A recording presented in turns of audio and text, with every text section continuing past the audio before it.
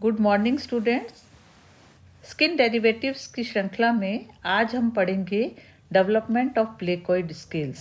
Placoid scales का development skin के द्वारा किस प्रकार से होता है। प्लेकॉइड स्केल्स को डर्मल डेंटिकल्स भी कहा जाता है। ये टूथ लाइक स्ट्रक्चर्स होते हैं। बेसिकली शार्क और रे फिशेस जो हैं उनका कैरेक्टरिस्टिक फीचर होते हैं, यानी कि कार्टिलेजनस फिशेस में, उपास्थल मछलियों में पाए जाते हैं। इनकी फॉर्मेशन में, इनके स्ट्रक्चर में अपर लेयर बनी होती है जो एनिमल लाइक सब्सटेंस की होती है, जिसे विट्रोडेंटाइन के नाम से जाना जाता है। विट्रोडेंटाइन के जस्ट नीचे एक और परत शल्क की संरचना में उपस्थित होती है और ये जो संरचना होती है इसे डेंटाइन के नाम से जाना जाता है। आधार भाग में पल्प कैविटी, पोषक गुहा उपस्थित होती है, जिसके माध्यम से स्केल का परिवर्धन संभव होता है और एक disc like structure basal plate present होता है जो कि स्किन में एम्बेडेड रहता है। तो ये कुछ बेसिक स्ट्रक्चर्स हैं जिनके माध्यम से प्लेकॉइड स्केल का परिवर्धन या डेवलपमेंट होता है। यहाँ पर हम बात कर चुके हैं कि डर्मल डेंटिकल्स लाइक स्ट्रक्चर्स हैं, कार्टिलेजनस फिशेस में मिलते हैं। यहाँ पर जो डेंटाइन लाइक सब्सटेंस प्रेजेंट होता है जिसकी हमने बात की थी, उस सब्सटेंस की सिंथेसिस या सिक्रेशन ऑस्टियोसाइट सेल्स के थ्रू होती है और इसके साथ साथ पल्प कैविटी जो है वो इनकी फॉर्मेशन में मदद करती है। पल्प कैविटी और इनके माध्यम से बनने वाले स्केल्स यहाँ पर जो होते हैं वो बहुत सारे तरीकों से टीथ ऑफ वर्टिब्रेट के सिमिलर स्ट्रक्चर्स को शो करते हैं। स्केल के अगर हम स्ट्रक्चर की बात करें तो हर स्केल जो है वो बेसिकली 2 पार्ट से मिलकर के बना हुआ होता है। ये यहाँ पर जो पार्ट्स प्रेजेंट होते हैं, इन पार्ट्स के अंदर बेसिकली 2 स्ट्रक्चर्स यहाँ पर होते हैं, जिनमें से एक स्ट्रक्चर जो होता है इसे बेसल प्लेट के नाम से जाना जाता है और इसके ऊपर की तरफ स्पाइन लाइक स्ट्रक्चर्स जो होते हैं वो बाहर की तरफ स्किन से ऊपर की तरफ प्रोजेक्टिंग फॉर्म के अंदर होता है और ये स्पाइन लाइक स्ट्रक्चर जो होता है ये ट्राइडेंट स्पाइन की फॉर्म में होता है। यहाँ पर बेसल प्लेट की फॉर्मेशन जिस सब्सटेंस के थ्रू होती है, जिस पदार्थ के थ्रू होती है, ये टूथ में मिलने वाले सीमेंट लाइक सब्सटेंसेस के समान होता है और इसका सिक्रीशन हमेशा डर्मल लेयर के थ्रू या डर्मिस के माध्यम से होता है। इसी के साथ साथ यहाँ पर स्पाइंस का जो डेवलपमेंट होता है ये स्पाइंस भी बेसिकली मल्पीजियन लेयर ऑफ एपिडर्मिस के थ्रू इनके ऊपर एक कवरिंग जो है वो सिक्रीट की जाती है। अब इस चित्र के माध्यम से, इस डायग्राम में हम एक बेसिक प्लेकॉइड स्केल के स्ट्रक्चर का यहाँ पर डायग्राम जो है वो यहाँ पर हम देख रहे हैं। ये Scoliodon cartilaginous fish, dog fish जिसे कहा जाता है, उसके एक स्केल का डायग्राम है। डॉर्सल व्यू और वेंट्रल व्यू के माध्यम से दिखाया गया है। स्ट्रक्चर की फिर बात करते हैं। बेसिकली स्ट्रक्चर 2 पार्ट से मिलकर के बना हुआ है। स्ट्रक्चर के 2 पोर्शंस में फर्स्ट पोर्शन बेसल रोम्बोइडल प्लेट होती है। बेसल रोम्बोइड प्लेट की फॉर्मेशन सीमेंट लाइक सब्सटेंसेस से होती है। वेंट्रल व्यू में हम देख पा रहे हैं कि इसी के बेसल प्लेट के आधार भाग में पल्प कैविटी उपस्थित होती है जो डेवलप होते हुए स्केल को न्यूट्रिशन प्रोवाइड करने का काम करती है। Second part of placoid scale, upper portion जो यहाँ पर हम देख रहे हैं ये ट्राइडेंट स्पाइन के रूप में एक लीफ लाइक स्ट्रक्चर यहाँ पर शो हो रहा है। नंबर ऑफ स्पाइंस 3 हैं। मीडियन स्पाइन कंपैरेटिवली साइज के हिसाब से थोड़ा बिगर साइज का होता है।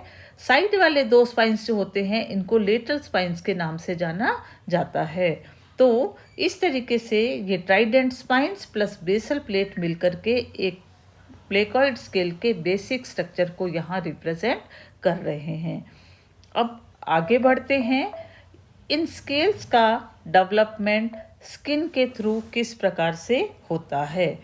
प्लेकॉइड स्केल के डेवलपमेंट या ओरिजिन का ये डायग्राम हम यहाँ पर देख रहे हैं।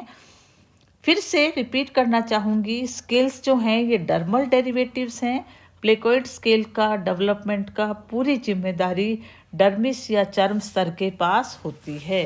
इस डायग्राम में आप देख रहे हैं स्किन की दोनों लेयर्स यहाँ हमको दिखाई दे रही हैं। अपर पोर्शन जो है वो यहाँ पर एपिडर्मिस या अधिचर्म वाला भाग, अधिचर्म वाला भाग पुनः 2 लेयर से मिलकर के बना हुआ है। ऊपर वाली लेयर जो है ये स्ट्रेटम कॉर्नियम को रिप्रेजेंट कर रही है और लोअर लेयर यहाँ पर जो हमको दिखाई दे रही है कि ये स्ट्रेटम जर्मिनेटिवम या मालपीजियन लेयर है। इसके जस्ट नीचे वाला पोर्शन डर्मिस वाला पोर्शन है जो कि काफ़ी ब्रॉड और कॉम्पैक्ट स्ट्रक्चर यहाँ पर है। इस स्ट्रक्चर के अंदर यहाँ पर कनेक्टिव टिश्यूज प्रेजेंट है। अपर पोर्शन में जो कनेक्टिव टिश्यू यहाँ पर प्रेजेंट है वो लूज कनेक्टिव टिश्यू है और लोअर पोर्शन के अंदर जो कनेक्टिव टिश्यू हम यहाँ पर देख पा रहे हैं ये कॉम्पैक्ट कनेक्टिव टिश्यू के फॉर्म में हमको यहाँ पर दिखाई दे रहा है। तो ये इतना स्ट्रक्चर जो है ये बेसिक स्ट्रक्चर ऑफ स्किन को रिप्रेजेंट कर रहा है। अब 4 स्टेप्स के अंदर यहाँ पर पूरा स्ट्रक्चर जो है उसकी फॉर्मेशन यहाँ पर दिखाई गई है।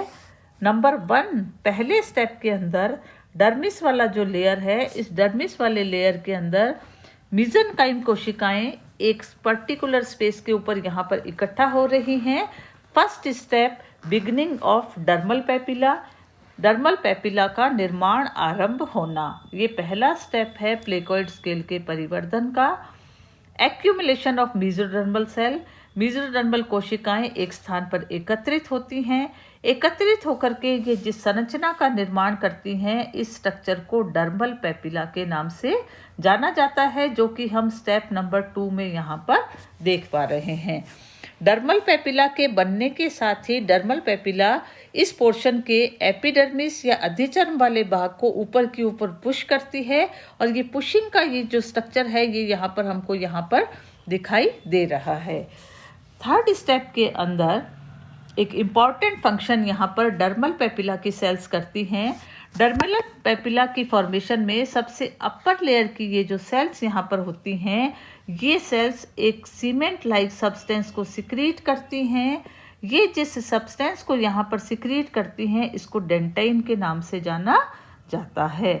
डेंटिन का सिक्रीशन करने वाली ये superficial layer of dermal papilla cells जो होती हैं इन सेल्स को यहाँ पर ओडेंटोब्लास्ट सेल के नाम से जाना जाता है। तो ओडेंटोब्लास्ट सेल्स डर्मल पेपिला की अपर लेयर ऑफ सेल्स जो केमिकल सिक्रीट कर रहे हैं उसका नाम है डेंटाइन। डेंटाइन की फॉर्मेशन के कारण से ये डर्मल पेपिला वाला एरिया अपने आप को एपिडर्मिस से थोड़ा डिफ्रेंशिएट करने का, पृथक करने का प्रयास यहाँ पर करता है। इन सारे स्ट्रक्चर्स की फॉर्मेशन के साथ साथ नीचे की तरफ डर्मल पेपिला वाली सेल्स जो यहाँ पर प्रेजेंट होती हैं ये एक पल्प कैविटी की फॉर्मेशन यहाँ पर करती जाती हैं। नीचे की तरफ नर्व फाइबर्स यहाँ मौजूद हैं, ब्लड वेसल्स यहाँ पर मौजूद हैं और ये सारे के सारे स्ट्रक्चर्स जो होते हैं इस अपर स्ट्रक्चर के फॉर्मेशन को, इसके परिवर्धन को, इसके डेवलपमेंट के लिए न्यूट्रिशन प्रोवाइड कराती हैं।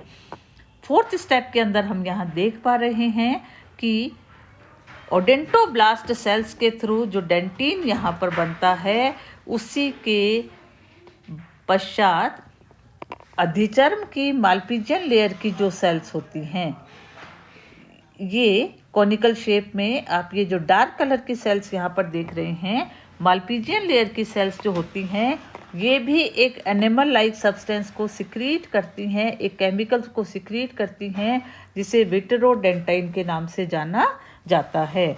और इनके थ्रू विट्रोडेंटाइन को सिक्रीट करने वाली सेल्स यहाँ पर जो होती हैं इन सेल्स को यहाँ पर इनका भी फंक्शन, इनका भी नाम यहाँ पर परिवर्तित हो जाता है और इन कोशिकाओं को एमियोब्लास्ट कोशिकाओं के नाम से जाना जाता है। तो 2 इम्पॉर्टेंट बातें याद रखने की हैं। डर्मल सेल्स ओडेंटोब्लास्ट डेंटाइन का सिक्रीशन कर रही हैं और एमियोब्लास्ट सेल्स यहाँ पर जो होती हैं वो एनिमल लाइक विट्रोडेंटाइन का सिक्रीशन यहाँ पर करती हैं, जो कि upper part of developing scale का ऊपर की तरफ एक लेयर बनाने का काम यहाँ पर करता है। और ये पूरा का पूरा स्ट्रक्चर फोर्थ स्टेप के अंदर हम यहाँ देख रहे हैं एक्यूमुलेशन ऑफ डर्मल पेपिला जो था वो पल्प कैविटी के रूप में यहाँ पे कन्वर्ट होती है। पल्प कैविटी बनने के साथ साथ इसी पोर्शन के अंदर यहाँ पर बोनी बेसल प्लेट यहाँ पर फॉर्म हो रही है, और बोनी बेसल प्लेट यहाँ पर जो फॉर्मेशन उसका हो रहा है वो सीमेंट जैसे सब्सटेंस के थ्रू यहाँ पर होता है।